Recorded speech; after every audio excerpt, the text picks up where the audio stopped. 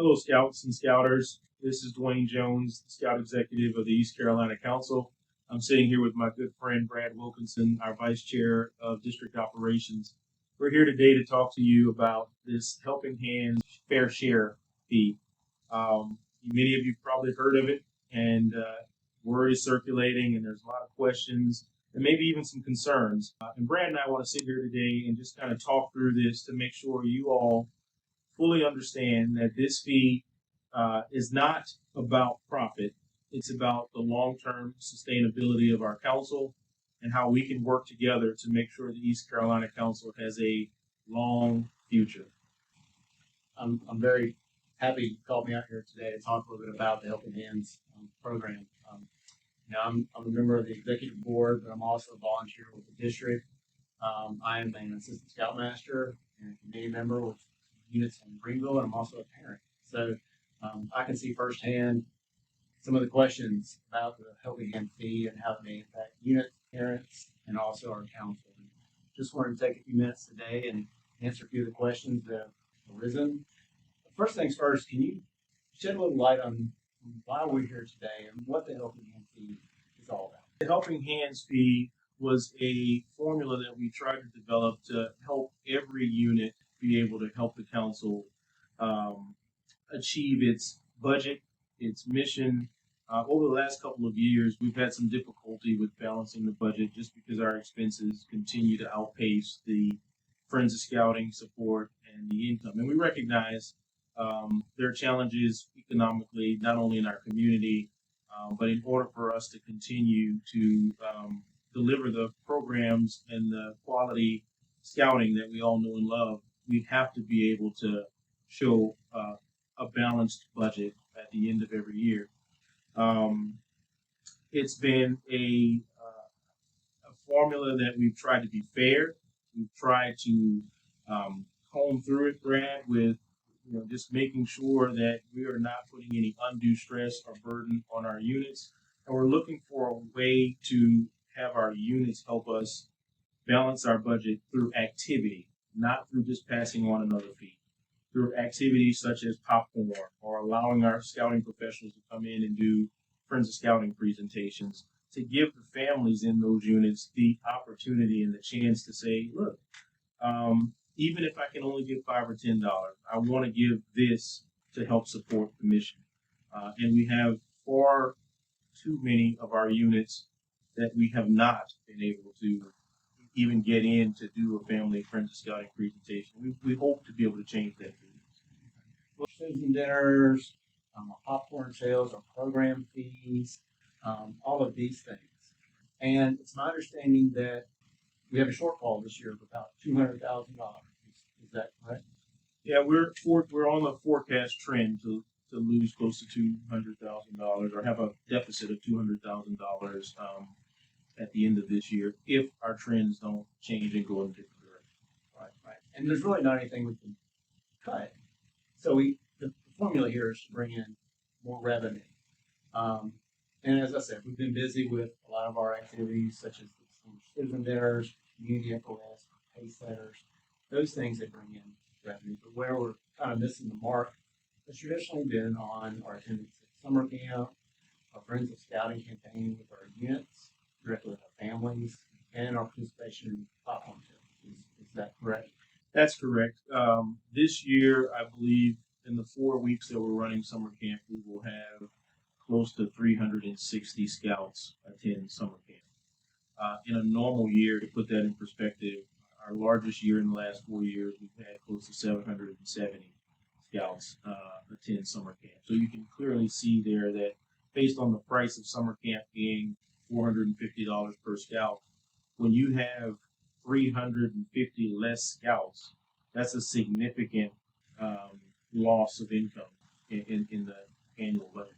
All right. And how many scouts would you say we presently have participating in our popcorn program?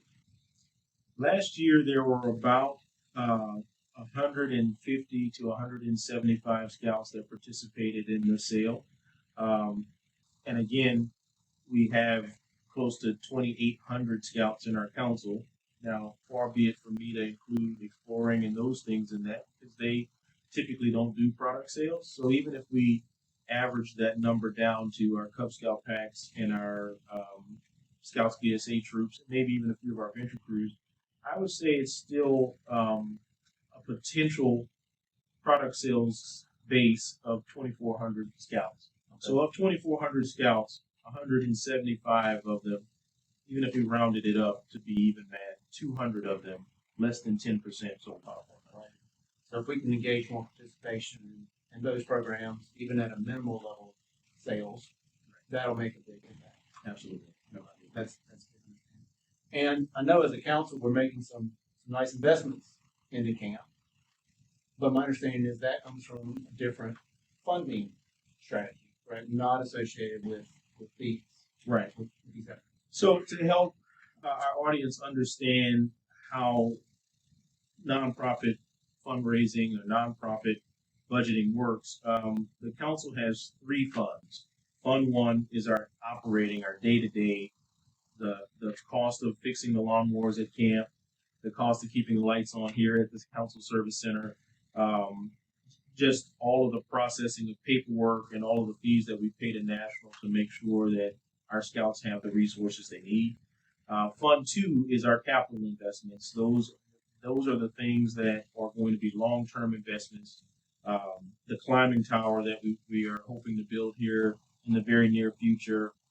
Some other improvements. We just built a new first-year camper pavilion to help with our summer camp program. And so those things are things that come out of that capital fund. And then lastly, we have our endowment, which is the forward thinking. Those of our scouting family members that loved scouting so much while they were here with us, wanted to leave a legacy in their afterlife. And so that money most times is restricted. And so you can't use it for anything that the donor didn't intend for it to be used for. It sits, we can pull off the interest of it and use it in a rainy day situation or use it for something, but oftentimes those funds are restricted to strictly what the donor intended for it to be used. Okay. So what we're talking about here today is Fund One operational revenue, trying to get it back to break even. That's right. That's correct.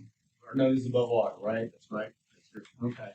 And so the $75 has come in simply as the amount that we're underwater divided by the number of scouts. So equal share, helping hand to get us back to par. That's correct.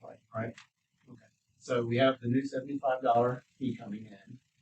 And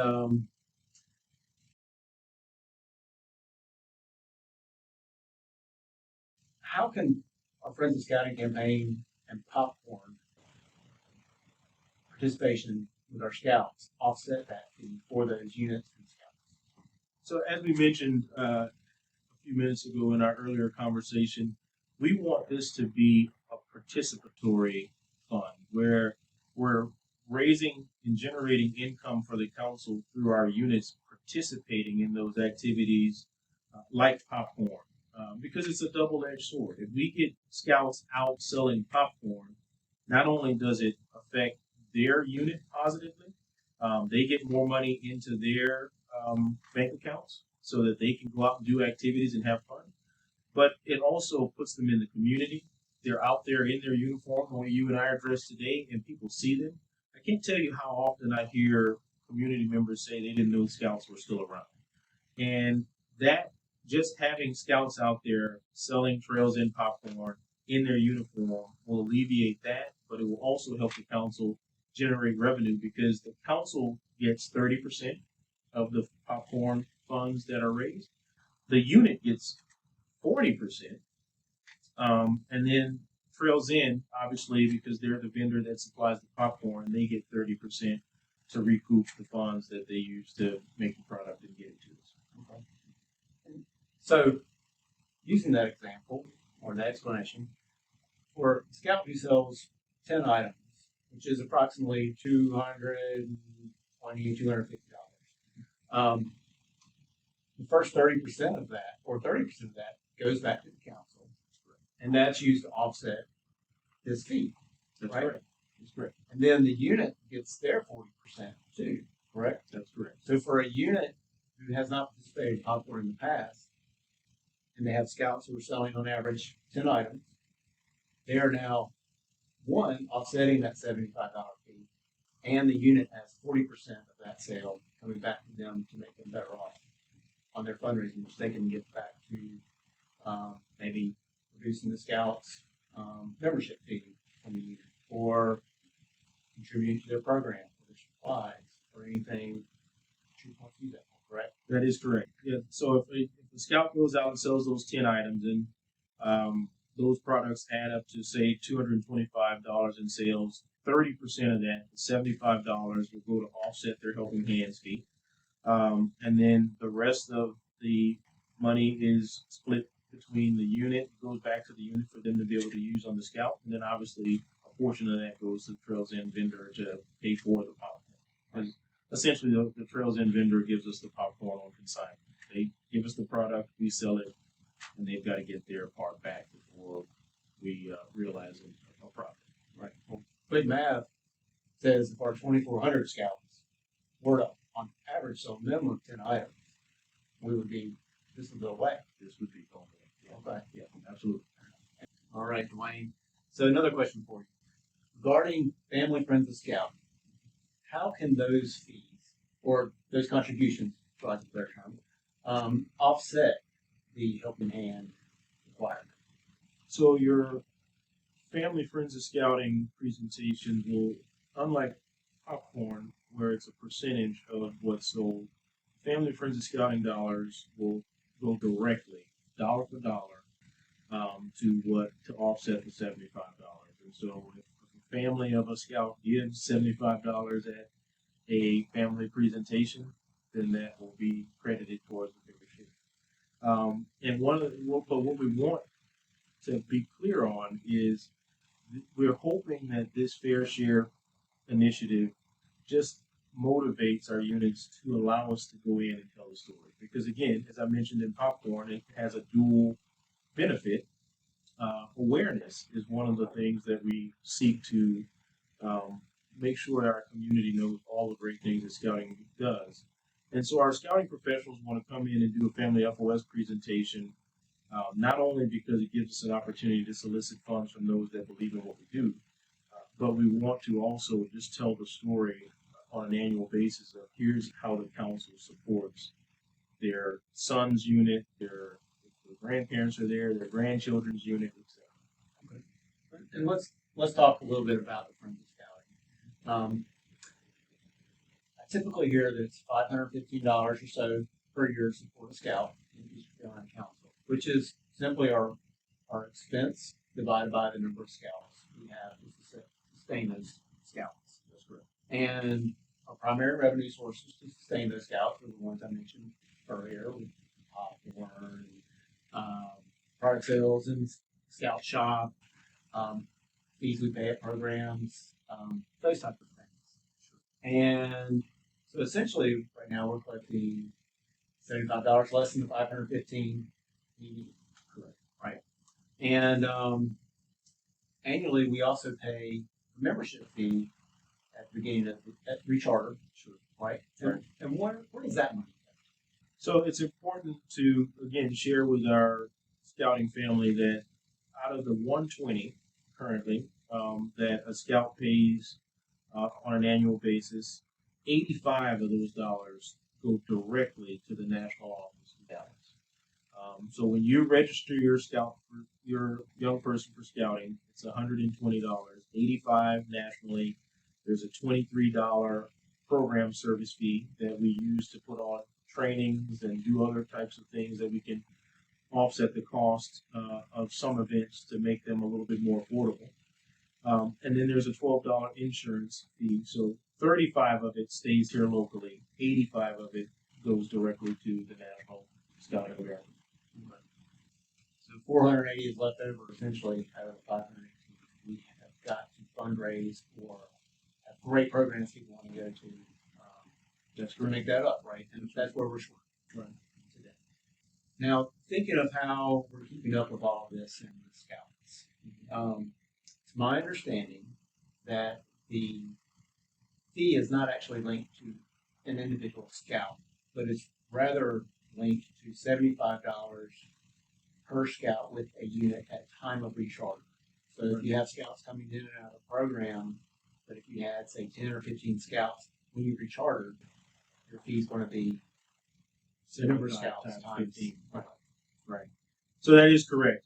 This fee is not designed to just simply be passed off to the individual scout.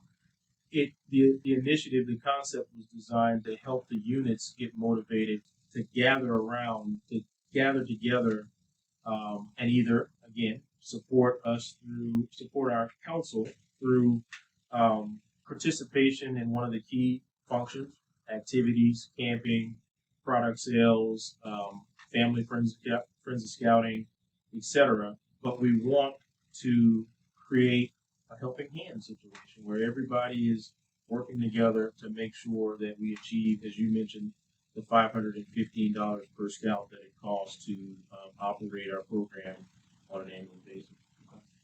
Now, what about the unique situation where a scout might be enrolled in 2 units? Well, in that situation, again, this whole premise was designed to try to help, but not try to help the council as a whole, but not hurt individual families. And so we want to be clear.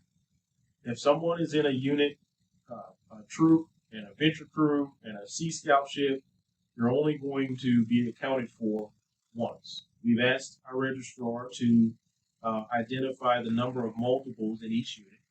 And so that number of people that are in their unit that are also in other units will be subtracted from their total before the number is given out publicly. Now, do leaders and volunteers apply to this fee? Only the Only the. Okay. Are there any ways the scout would be exempted from these fees?